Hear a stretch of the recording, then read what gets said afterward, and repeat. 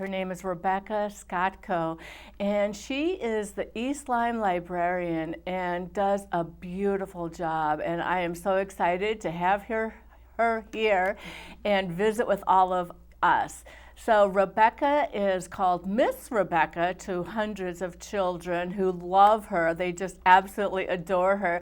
I had the privilege and opportunity to see Miss Rebecca last week on the beach at the Hole in the Wall in Niantic. And here we are, Miss Rebecca. Thank you so much for being on my show today. Thank you for having me. I'm so happy to be here. Oh, when I heard you singing and you were in that mermaid dress, that mermaid outfit, you just lit up the entire world, actually, because we were outside and the sky and the water, and I'm sure it just floated off into the horizon. Oh, that's such a nice thing to say. I really felt that way. It was a wonderful, wonderful experience.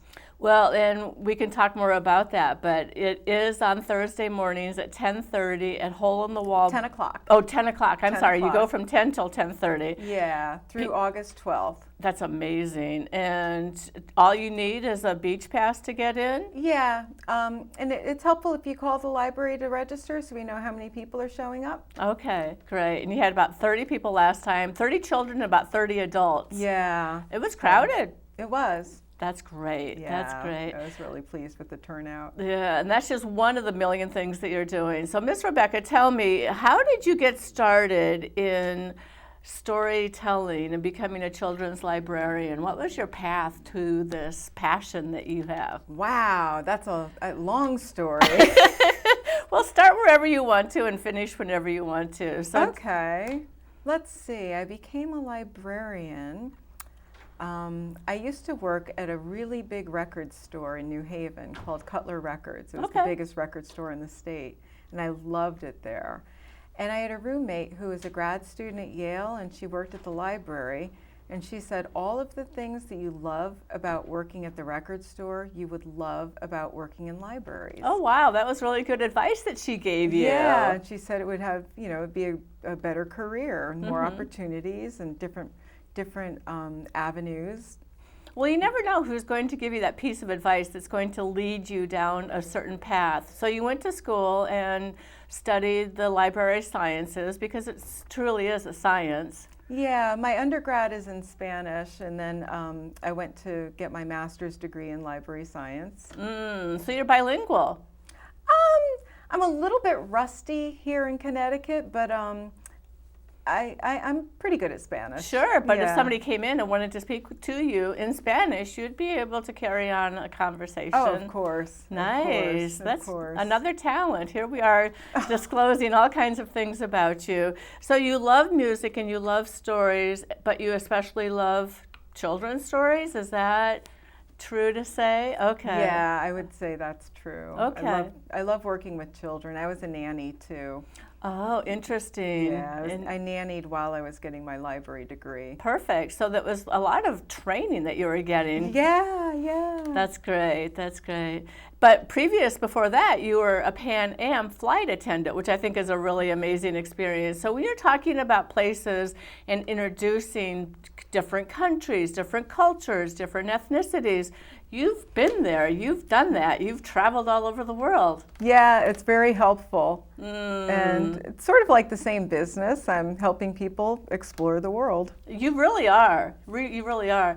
And I think that just having the library open again and having books that you can actually touch and turn the pages on, and it's an opportunity to just export into another experience, and that's what you're doing. Yep, open the book and hop into another world. Exactly. And you do it through stories and songs primarily. Is that true or not?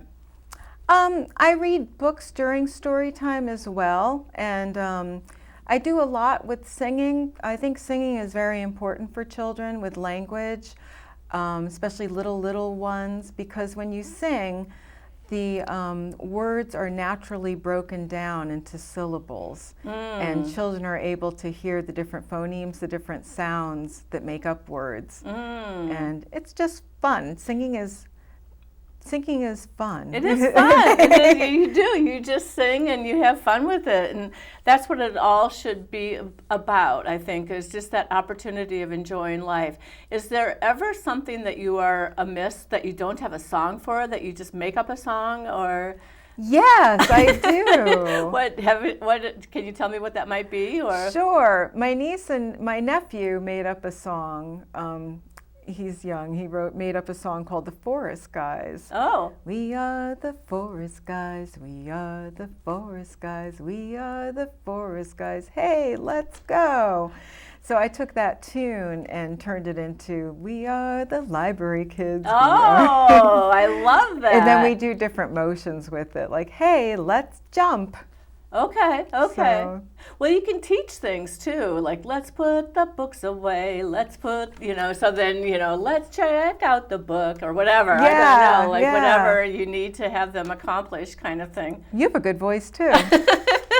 Well, I try, so probably not as good as your. So I'm wondering, why should caregivers and adults or educators, why should we have stories as an important part of our learning process, do you think? Stories connect people, and you want to be connected to your children. We want children to enjoy stories. If children enjoy hearing stories, being read to, they'll be motivated to learn to read. Nice. So they can have a story whenever they want. They can have a story told to them by reading a book. Well, you say connection too, and I went to the story hour last week, and right there somebody was like, I'll see you next week. So it was another parent, another grandparent, and really encouraging, and what's your little one's name? And so it is about community and making those connections and helping to establish some friendships and relationships. So that connection is really important. And then I'm thinking connection for concepts and vocabulary and what you said already previously, the experiences around the world. Yes. I think that's a great way to learn vocabulary, is just by talking to your child. Talking all day. Even with babies, it doesn't matter that they can't talk back. It's great. A baby's favorite sound is its mother's voice. Oh, and that's just so important. Yeah. Oh. Yeah, and you can talk about what you're doing throughout the day. That's a story. And dinner, it's so important to have dinner together, the whole family together, and tell dinner table stories. I love that. So kind of retelling your experience, perhaps. So making up your own story. Yeah, and that's part of, it's part of narrative skills, and that's a important skill for children to learn pre-reading, to get ready to learn to read. I'll have to tell you the story of my my oldest child. When he was 4, he said, Mom, I can read this book. And he was pretty little, and I said, really? And we had read him the story, of course, so many times that he had it pretty much memorized. So just would turn the pages and kind of, and did what I am doing right now, pointing at the words and then turning the pages, and just had it. And I was just like, wow. He's heard this story enough that he has that repertoire to be able to retell and to include that. So I thought that was pretty impressive that he... Yeah, that really is. Repetition is so important. Children learn through repetition. Repetition makes you feel comfortable. You know what's coming.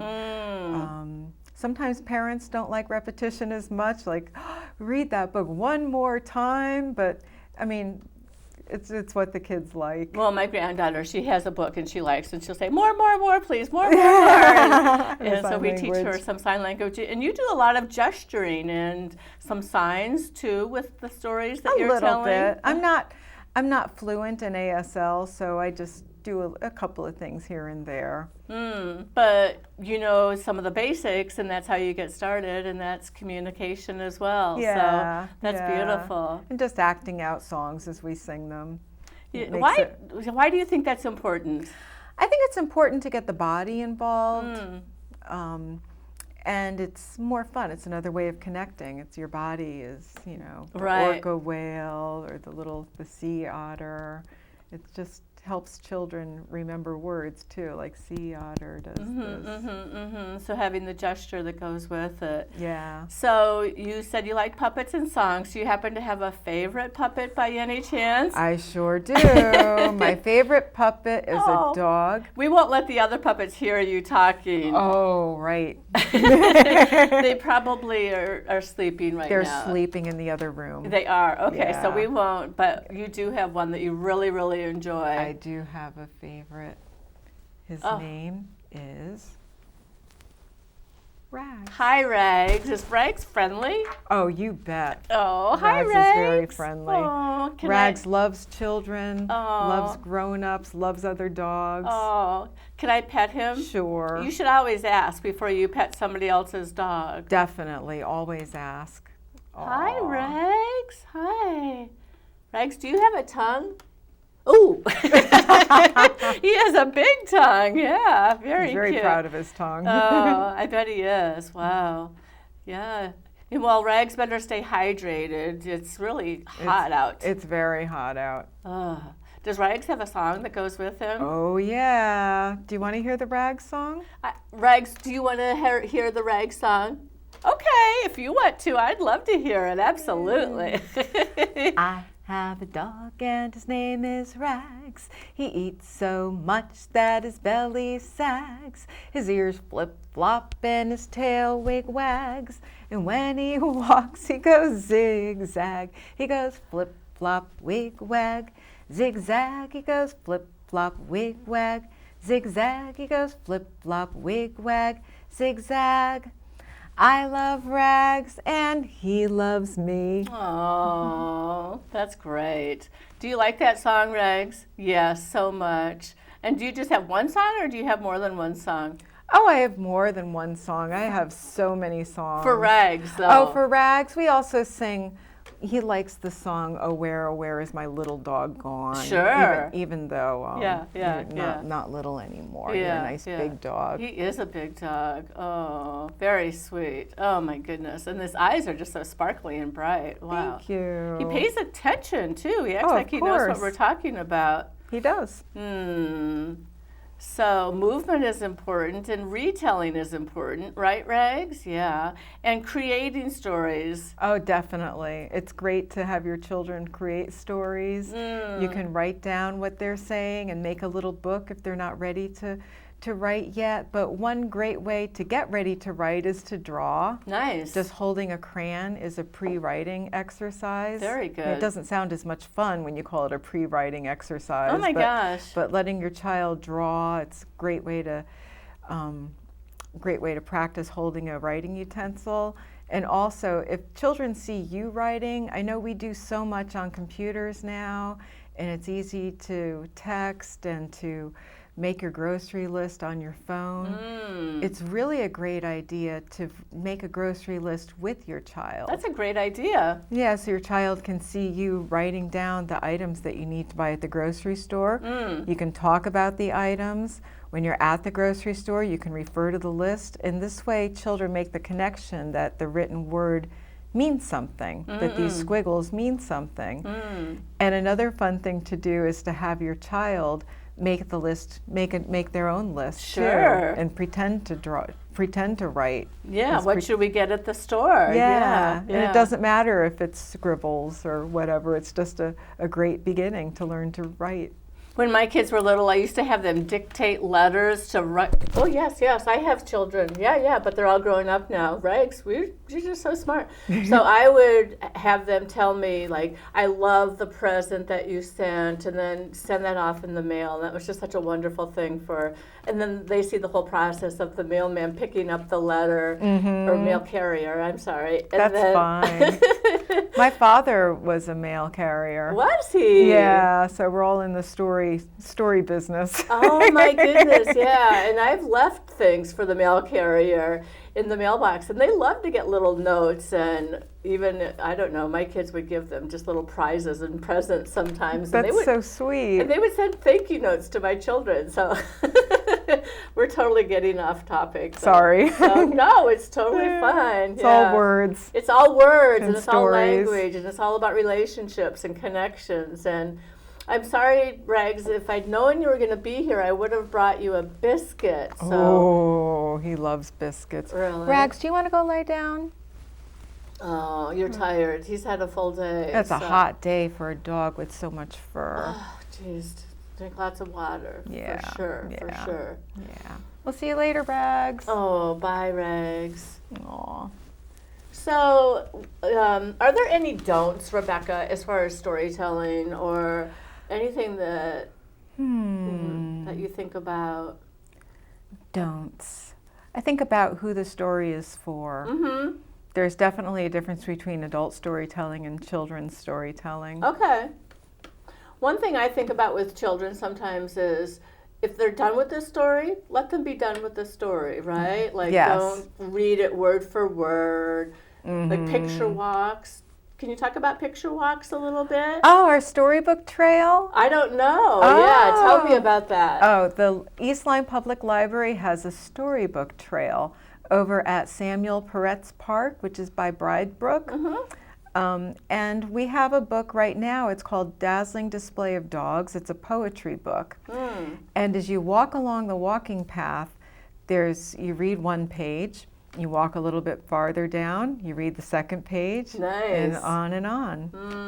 So it's really wonderful because we're connecting the physical activity with reading. Nice. And it's a group activity.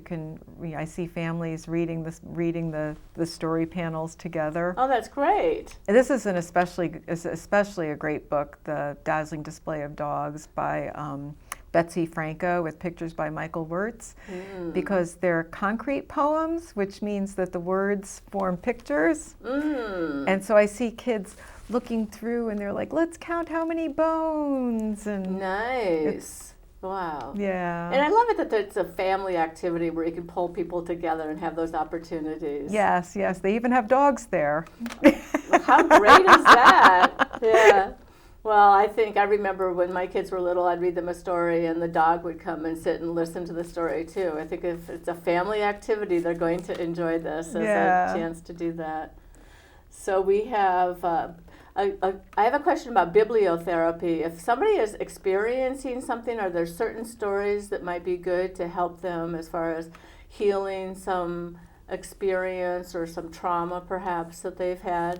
Oh yeah, we have a whole collection, the parenting collection, and there are all sorts of great bibliotherapy books there, like The Scar, Freddie the Leaf, talking about helping children understand passing. There's also books about different disabilities.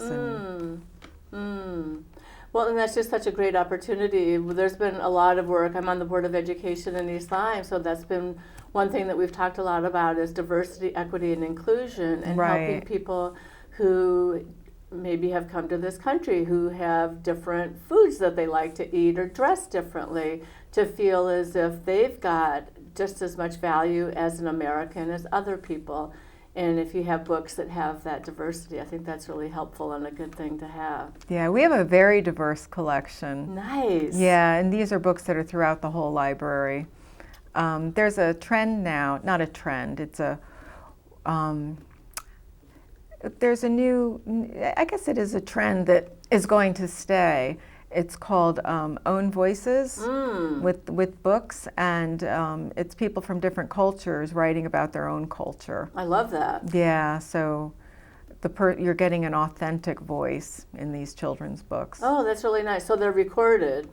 No, I mean there are some recordings, but Own Voices, it's the voice of the author, the words of the author, and that author would be writing about. So if you're learning about a different country, the author, it's nice to have authors who are from that country. Or if you're learning about a different culture in the United States, it's important that the person who wrote the story is of that culture. Absolutely, right. Rather than me doing the investigation and conjuring up what I think their perspective is, you're actually getting it from the source who is telling it the way it is and doing that. So that's beautiful. Yeah, and the publishing right now, there's so many diverse books. So important. And I think that we just need to have that validated for so many people, so that they have books of different from people of different ethnicities and cultures and opportunities. How are libraries doing right now? Are libraries vulnerable at all, or? Well, I think that it's important for us to be busy, and we're very busy. We were even busy during the epidemic, during the pandemic. We offered curbside service, and it was like working in fast food. People would call us and give us the titles of the books that they wanted, and we'd run and get them ready and take them out to the curb, and they would come and get them, put them in a little box, and people would come out of their cars to get them germ-free. Well, I really applauded the work that you did. I know that you worked tenaciously, everybody did, and brought things to the car, to the curb, and they kept social distancing, and then you quarantined the books afterwards. Yes, we did. We quarantined the books afterwards. And did you have to use some sanitizer to wipe them down at some point, or? No, because we quarantined them long enough, so Okay. that didn't have to be done. There were some studies done, and we did what was recommended. By the CDC, so Yeah. you followed all of those guidelines. Yeah. That was great, yeah. Yeah. And you offered so many things that are hybrid and virtual, and now we're getting back in. But your story that you record at Atlantic Broadband Studio is also available on Wednesday mornings. Is that correct, or is it Tuesday mornings? It's Tuesday mornings at 10. 10 o'clock. That 10 o'clock time is good for you, isn't it? This way I remember. Oh, very good. And you just have hundreds of stories that you tell in that experience, and gives kids, again, that opportunity to be in their living room. Yeah, lots of songs, lots of easy stories. A lot of the songs tell stories. That's beautiful. So, are there any specific messages or themes that you're trying to accomplish, do you think? Or do you pick a theme and does it change periodically? Sometimes I go by a theme and sometimes I don't. Sometimes the theme will just be 4 great books. Okay, okay. Or funny books. Oh. I think laughing is so important, and Absolutely. I love reading funny books at story time and hear people laugh, and then they associate reading with fun. Absolutely. And the library with fun. It's a place where you can laugh. So getting just basically, I would say, a love of reading, a love of language, a love of literature as a message across to everybody who you interact with is kind of what I hear you say that you're doing. Yeah. Now and then I do some themes, like the theme of the summer reading program this year is Tales and Tales. Oh. T-A-I-L-S, like the tail of an animal, and then Sure. T-A-L-E-S, like a story, a tale. Nice. So for those, I'm doing mostly animal stories this summer. Oh, that's great. And I noticed when you were at the beach, there were a lot of fish stories coming up. Yeah, lots of fish. And then you dressed in costume. Yes, I have. It's a very modest mermaid costume. It was very beautiful. Oh, thank you so much. And you Thank had the fins that you had to kind of sway them around to. Yeah, they're part of the dress. That really added a lot, I think, to the entire experience for all of the children. Oh, thank you. Yeah, yeah. So is there anything that we haven't covered that you would like for us to discuss as far as books and stories and audiences? I think summer reading is very important. Okay. It's important for children to be able to read what they like, what their parents think is appropriate. It's wonderful to go to the library and have your children pick out their own books that they want to read rather than going by a list. Of course, ask us for help, ask your librarians for suggestions. It's really, you can really find a great book by, having a conversation with the librarian. Okay, Like don't be afraid to ask for help then. How many librarians are there in the children's section? I'm there, Miss Rebecca, and Miss Pat. Miss Pat is the other Yes. person who knows pretty much all of your resources in the books. I would say everybody knows. Okay, okay. Yeah. The thing that I think is really nice too about Connecticut library system is that you can borrow books. So if there's a book that maybe they have in Madison or stores or something, you can borrow that book and have it for a period of time. It's fantastic. Yeah. So that really increases the repertoire or the resources that are available. Right, and it's so important to keep reading during the summer because that way it prevents summer slide. You know, over the summer, if you don't read, you can lose some of the vocabulary, and this is a great way to keep up your school skills too, is to read. But it's important to keep the reading fun. Absolutely. You don't have to tell the kids. Right. It's just reading is for fun. Reading is for fun, and it's fundamental, right? That's where that whole little campaign got started, fundamental. So, and the library is doing a summer reading program too, if I'm not mistaken. Oh, yes. You come into the library and sign up, or you can do it online and you get prizes for reading. Hey! Yeah. Plus reading is a prize in itself. Exactly. So. They're just little tchotchkes.